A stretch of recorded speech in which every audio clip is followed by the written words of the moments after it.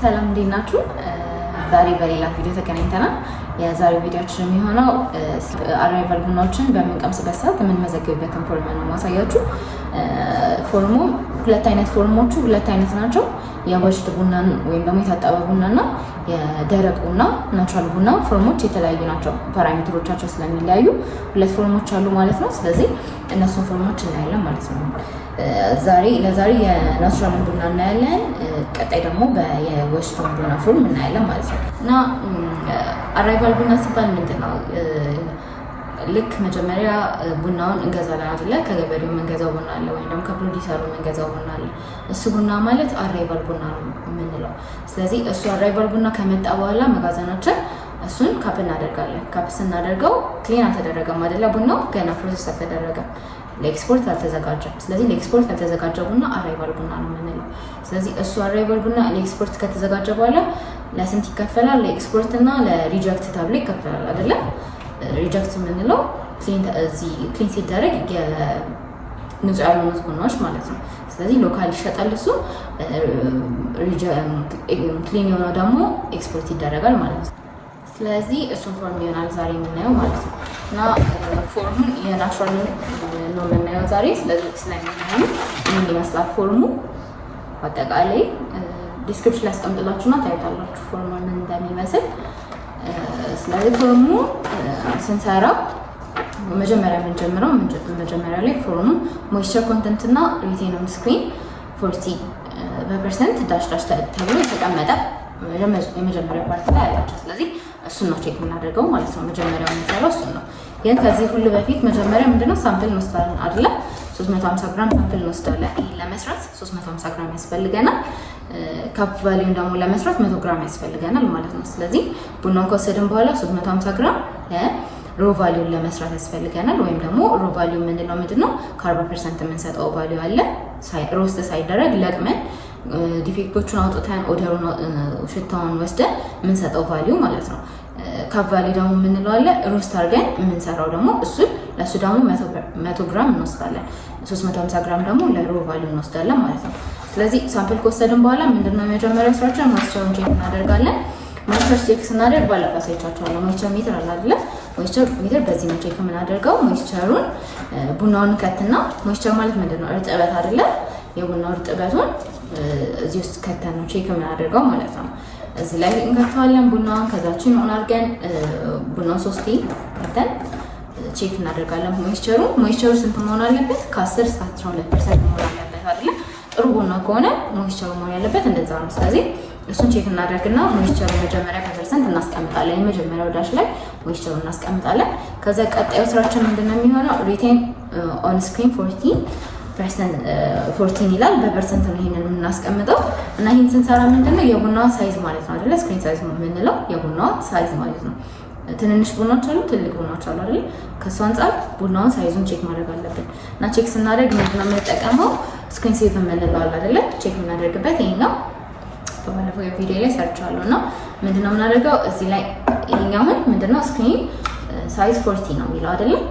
ይሄኛው ሳይዝ ምንድነው ሌሎችም አሉ ከ10 ጀምሮ እስከ 20 ድረስ አለ ይሄ ሳይዝ።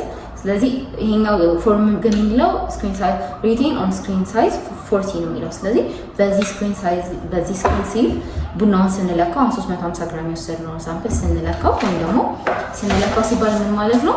ቡናውን እዚህ ላይ እናስቀምጠዋለን። ከስር አለ የሚቀር ማለት ነው። ይሄኛው ቡናውን እዚህ ላይ ካስቀመጥን በኋላ የምናደርገው ቡናውን ቼክ እናደርጋለን። እንደዚህ ቼክ እናደርገዋለን። ስናደርገው ከላይ የሚቀርና ከስር የሚቀራል።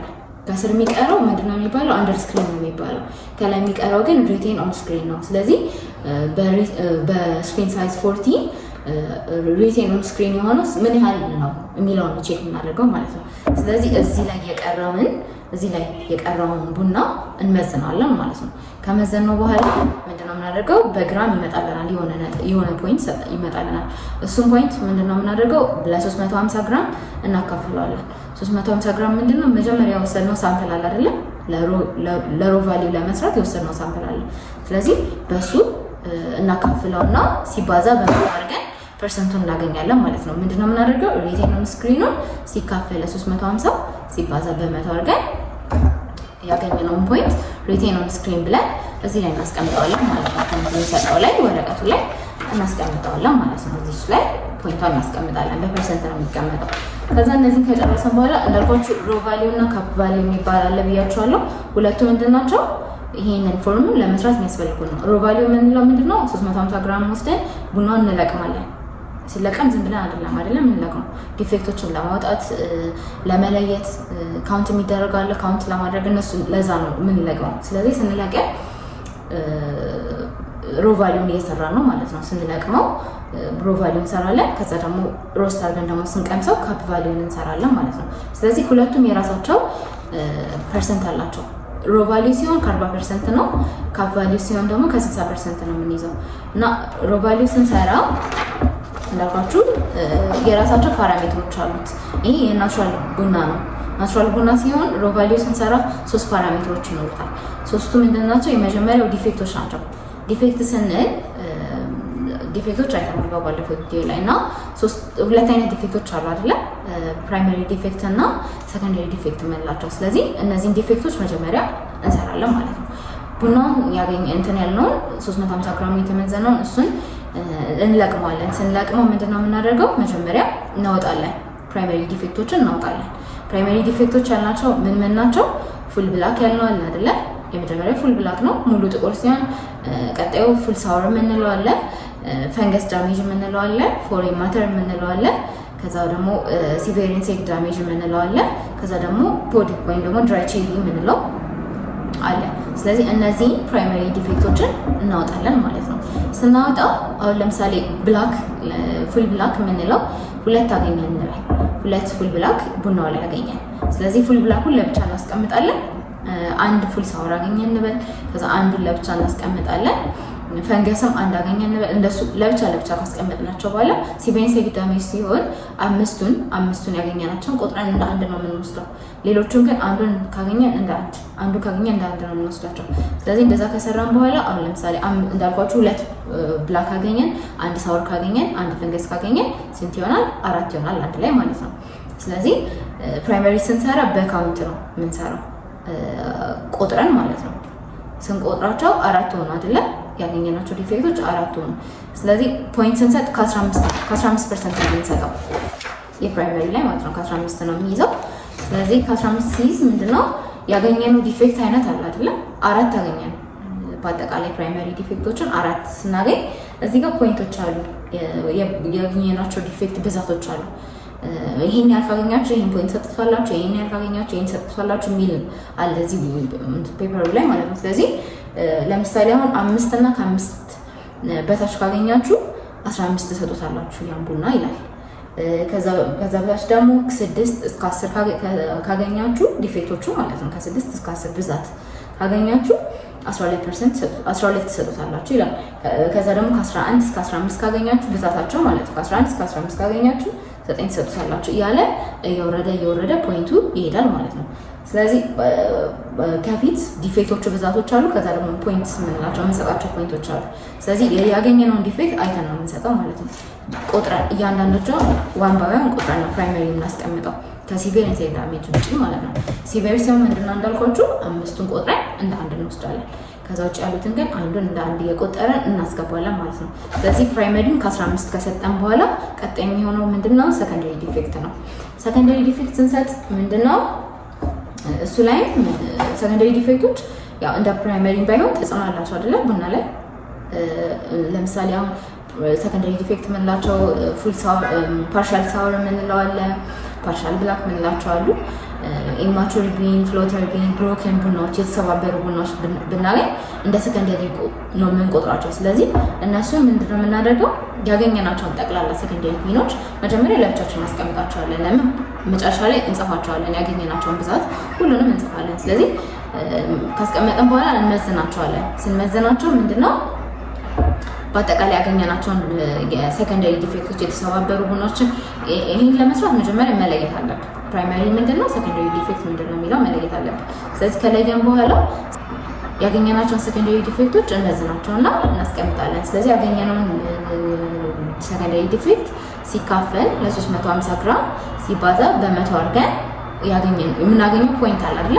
እሱን ፖይንት እዚህ ላይ እናመጣና ይሄኛው ምንድነው የሚለው ከ5 ነው የሚጀምረው። 5 እና ከ5 በታች ሲሆን የምንሰጠው 15 ነው ይላል። ከ10 በታች ሲሆን 10 እና ከ10 በታች ሲሆን የምንሰጠው 12 ነው ይላል።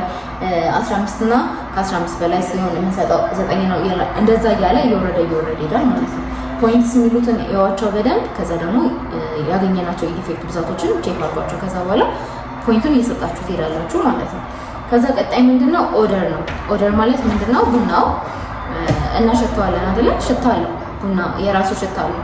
ግን ከተለያዩ ነገሮች ጋር ቢነካካ አሁን ለምሳሌ ሽቶ ተቀብተን በካፕ ለማድረግ ወይም ደግሞ ሮል ለመስራት ምናምን እንትን ብንል ቡና የመያዝ አቅም አለው። ሽቶዎችን የተለያዩ ሽታ የመያዝ አቅም አለው። ስለዚህ ቀድመን ቡና ኦደር እንወስዳለን።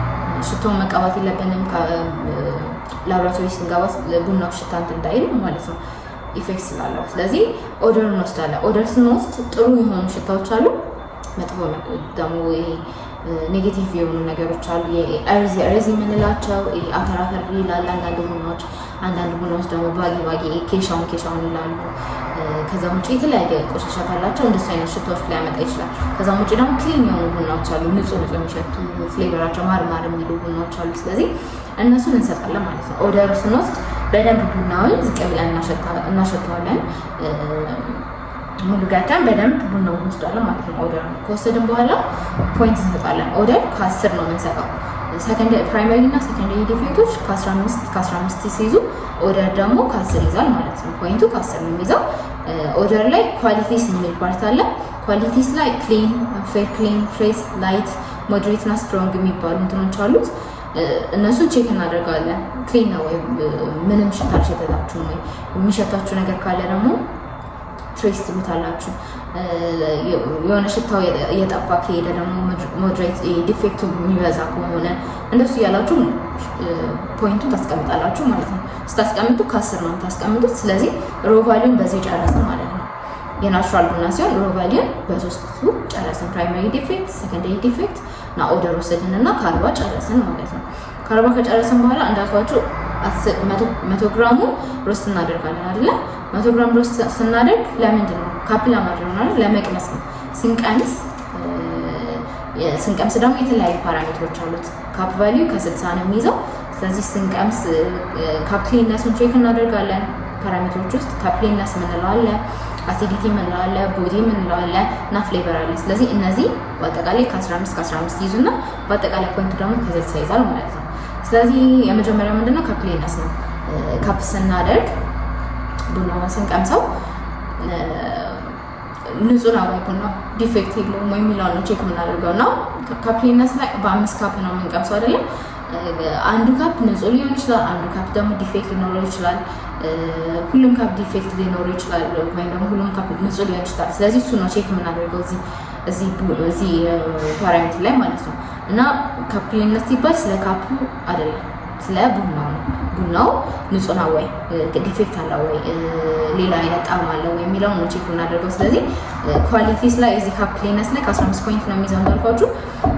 ኳሊቲስ ላይ ምንድነው? ክሊን የምንለው አለ፣ ፌር ክሊን የሚባል አለ፣ 1 ካፕ ዲፌክት አለ፣ 2 ካፕ ዲፌክት አለ፣ 3 ካፕ ዲፌክት እና ሞር ዛን 3 ካፕ ዲፌክት አለ። ስለዚህ እሱን ቼክ እናደርጋለን ማለት ነው። ለምሳሌ ልናቀምስበት ያዘጋጀነው 5 ካፕ ነው አይደለ? ከ5ቱ ካፕ አንዱ ካፕ ዲፌክት ቢኖረው 1 ካፕ ዲፌክት የሚላለው 1 ሲዲ የሚለው ማለት ነው። እሱ ላይ ምን አለ? ካጠገቡ ፖይንትስ ላይ 9 አለ አይደለ? ስለዚህ ይሄ ቡና 1 ካፕ ዲፌክት ካለው የሚያሰጠው ፖይንት 9 ነው ማለት ነው። ስለዚህ 9 ትሰጡታላችሁ። ፖይንት ሲሰጡ እላያቸው ላይ ክብ ክብ ማድረግ ትችላላችሁ፣ ቁጥሮቹ ላይ ማለት ነው። ፖይንትስ የሚሉት ላይ የሰጣችሁትን ቁጥር ላይ ክብ ክብ ታደርጉበታላችሁ። ከዛ 1 ካፕ ዲፌክት ከሆነ 9 ትሰጡታላችሁ ማለት ነው። እንደዛው 2 ካፕ ዲፌክት ካለው 3 ካፕ ዲፌክት ካለው እንደዛው የሰጣችሁ ትሄዳላችሁ ማለት ነው። ስለዚህ ካፕ ክሊንነስ ከ15% ትሰጡታላችሁ። ከዛ በኋላ አሲዲቲ የሚባለው አለ። አሲዲቲ ምንድነው? ቡናው ይሄ ሎሚ ስንመጣ ያለው ስሜት አለ አይደል? ይሄ መረር የሚለው ምላሳችን ወጋ የሚያደርገው ነገር ማለት ነው። ቶሎ እንድናቆም የሚያደርገው ነገር እሱ አሲዲቲ ነው የምንለው በቡና ማለት ነው። እና ምላሳችን ጠርዝና ጠርዝ ላይ ነው በደንብ የሚሰማን እና እሱን ስንቀምስ ሀይ አሲዲቲ ያላቸው ቡናዎች አሉ፣ ፖይንትድ የምንላቸው ማለት ነው። በደንብ የሚሰማን ወጋ የሚያደርግ ቡና ማለት ነው። እንደሱ አይነት ቡናዎች አሉ። ሚዲየም ፖይንትድ የምንላቸው አሉ። ሚዲያም አለ፣ ላይት አለ፣ ላኪንግ ደግሞ አለ። ብዙም የማይሰማ በቃ የጠፋ እና ደግሞ ኖት ዲቴክትድ ሊታወቅም አይችልም አለ፣ ሊሰማን የማይችል ማለት ነው። ስለዚህ እሱን ፖይንት እንሰጣለን ማለት ነው። ጥሩ ከሆነ አሲዲቲው ወጋ የሚያደርገው ነገር እንደ በሎሚ ፈሉት ሎሚ ስትመጡት ያለው ነገር ማለት ነው። እሱ እንደሱ አርጋችሁ ይስና ፖይንትድ ከሆነ ጥሩ ነው ማለት ነው። ስለዚህ ከ15 ነው የሚይዘው አሲዲቲ ትሰጡታላችሁ ማለት ነው ፖይንት። ከዛ በኋላ ቦዲ የምንለው አለ። ቦዲ ማለት ደግሞ የቡናው ውፍረት ስንቀምሰው ማውዝ ፉል የምንለው ቡና ነው ወይ አፋችንን ሞላ ያደርጋል። ወፍራም ቡና የምንለው ማለት ስንጠጣ ወፍራም ቡና ነው የምንለው አለ አይደል? እንደሱ እሱ ማለት ነው ቦዲ የምንለው። ስለዚህ ወፍራም ነው ወይ ቀጭን ነው ወይ የሚለውን ቼክ የምናደርግበት ነው ቦዲ ሲባል ማለት ነው። እና ከ15% ነው የሚይዘው ይሄ እና ፉል ነው ወይ ኳሊቲስ ላይ እዚህ ላይ ፉል ነው ወይ ሚዲየም ፉል ነው ወይ ሚዲየም ነው ወይ ላይት ነው ወይ የሚለውን እዚህ ላይ ሊስት አድርጓል። ስለዚህ የቡና አይነት አይታችሁ ፖይንት ሰጡታላችሁ ማለት ነው። ፉል ከሆነ 15 ፖይንት ሰጡታላችሁ፣ ቀጭን ከሆነ 3 ፖይንት ሰጡታላችሁ። እንደዛው እየቀነሰ ይሄዳል። ፖይንቱን እያከበባችሁ ትሄዳላችሁ ማለት ነው እናንተ። ቀጣዩ የመጨረሻው ፓራሜትር ፍሌቨር የምንለው ነው። ፍሌቨር ምንድነው? ጣዕም ነው አይደለ? የቡና ጣዕም ነው እና የቡና ጣዕም ጥሩ ጣዕም ያላቸው ቡናዎች አሉ፣ አቬሬጅ የሆኑ ቡናዎች አሉ። ብዙም ጥሩም በጣም ጥሩ ነው የማትሏቸው አለ አይደለ? አቬሬጅ የሆኑ ቡናዎች አሉ፣ ጉድ የምንላቸው አሉ፣ ፌር ጉድ የምንላቸው አሉ እና ኮምቢኔሽን ደግሞ የተለመዱ አይነት ቡናዎች አሉ። ስለዚህ እነሱን ፖይንት ሰጣላችሁ። ከ15 ይይዛል ማለት ነው ይሄን ፖይንት። ስለዚህ ካቫሊው እስከ ስንት ይይዛል? ከ60 ይይዛል። እያንዳንዳቸው 15% ይይዛሉ ማለት ነው። ስለዚህ ከጨረስን በኋላ የሁለቱ ድምር የ40 እና 60 ከመቶ እንጨርሳለን ማለት ነው። እነዚህ የቫሊያቸውን ቶታል ፖይንታቸውን እንሰጣለን። ቶታል ፖይንት ከሰጠን በኋላ ቶታል ፖይንቱን ወስደን ግሬድ ነው አይደለ እንሰጣቸው። አሁን ለምሳሌ ግሬድ 1 ከ80 እስከ 100 ከሆነ ግሬድ 1 ነው የምንለው። ከግሬድ 2 ደግሞ ከ75 እስከ 84 ከሆነ ግሬድ 2 እንለዋለን። ግሬድ 3 የምንለው ከ63 እስከ 74 ሲሆን ግሬድ 3 እንለዋለን። ግሬድ 4 ደግሞ ከ47 እስከ 62 ከሆነ ግሬድ 4 እንለዋለን። ግሬድ 5 ደግሞ ከ31 እስከ 46 ሲሆን ደግሞ ግሬድ 5 እንለዋለን። ዩጂ ደግሞ የምንለው ምንድነው? ከ15 እስከ 38 ደግሞ ዩጂ ወይም ደግሞ አንደር ግሬድ እንለዋለን። ስለዚህ ናቹራል ቡናዎች ስንት ግሬድ አላቸው? እስከ ዩጂ ድረስ አላቸው አይደለ? ከአንድ ጀምሮ እስከ ዩጂ ድረስ አላቸው። ወስድ ቡናዎች ግን ስንት ነው ያላቸው? 2 አይደለ? ባለፈው ተነጋግረናል። ግሬድ 1 እና ግሬድ 2 ብቻ ነው ያላቸው። ይሄ ግን እስከ 5 እስከ ዩጂ ድረስ አላቸው ማለት ነው ናቹራል ሲሆን። ስለዚህ ያገኘነው ቶታል ፖይንት አለ አይደለ? ቶታል ፖይንቱን ወስደን እዚህ ላይ አሁን ለምሳሌ ያገኘነው ቶታል ፖይንት 80 ቢሆን ቡናው ስንት ላይ ይመደባል? ግሬድ 2 ላይ ይመደባል ማለት ነው። ማለት ፖይንቱ ከ75 እስከ 84 ሲሆን ማለት ነው። ስለዚህ ያገኘናቸውን ቶታል ፖይንቱን እዚህ ጋር ወስደን ግሬዱን እንሰጠዋለን ማለት ነው። ግሬዱን እናስቀምጥለታለን። ስለዚህ ግሬድ 1 እና ግሬድ 2 የሆኑ ቡናዎች ደግሞ ቀጣይ ደግሞ ካፕ ቫሊዩን ብቻ እንሰራና በስፔሻሊቲ ኮፊ አሶሲዬሽን ፎርም ደግሞ እሱን እንሰራለን ማለት ነው። ይሄኛው ለአራይቨል ቡናዎች ነው እንዳልኳችሁ። ያ ደግሞ ኤክስፖርት ስለሆነ ኤክስፖርት የሚዘጋጀውን ደግሞ እንሰራለን ማለት ነው። የኤስኤስኤ ፎርምን ተጠቅመን ደግሞ ካፕ እናደርገዋለን ግሬድ 1 እና ግሬድ 2 የሆኑ ቡናዎች። ሌሎቹ ግን ከ3 በታች የሆኑት ግን ኮሜርሻል ቡናዎች ናቸው የሚባሉት አይደለም። ፖይንታቸውም ግሬዳቸው ፕራይሳቸውም የወረዱ ናቸው። ከስፔሻሊቲ ቡናዎች ፕራይሳቸውም ቀነስ ያለ ነው። ስለዚህ ፎርሙ ይሄንን ይመስላል። ክላሲፊኬሽን የሚባሉ እነዚህ ነገሮች አሉ። እነሱን አንብቧቸው። የሚሞሉ ነገሮች አይደሉም፣ እንድታውቋቸው ያክል ነው። እዚህ ጋር ደግሞ የስፔሻሊቲ ኮፊ አሶሲዬሽን ፕራይመሪ ዲፌክት ብሎ ያወጣቸው እና ሰከንደሪ ዲፌክት ብሎ ያወጣቸው እዚህ ጋር ሊስት ተደርገዋል። ስለዚህ ያገኛችሁትን የዲፌክት መጠን እዚህ ላይ ትጽፋላችሁ ማለት ነው። ፕራይመሪ ያገኛችሁትን ብዛት ትጽፋላችሁ፣ ሰከንደሪ ያገኛችሁትን ብዛት ትጽፋላችሁ። እዚህ ላይ ምንድነው ከታች ደግሞ የካፐር ኔሞች ይገባሉ። ካፐር 1 ካፐር 2 እና ሱፐርቫይዘር ኳሊቲ ሱፐርቫይዘር አለ፣ እሱም ስም ይገባል። በዚህ መሰረት ካፕ እናደርጋለን ማለት ነው። ይሄ ነው ፎርሙ። በአጠቃላይ ይሄን ይመስላል። በሚቀጥለው ደግሞ የወስድን እናያለን። ወስድ ቡና ደግሞ የራሱ ፓራሜትሮች ስላሉት እዚህ ላይ ስንት ፓራሜትሮች ነው ያነሳነው? ሮ ቫልዩ ስንሰራ 3 ፓራሜትሮችን አንስተናል። ፕራይመሪ ዲፌክት፣ ሰከንደሪ ዲፌክት እና ኦርደርን አንስተናል። ስለዚህ እዛኛው ላይ ሲሆን ደግሞ ፓራሜትሮቹ ይጨምራሉ የወስድ ስለሆነ ማለት ነው።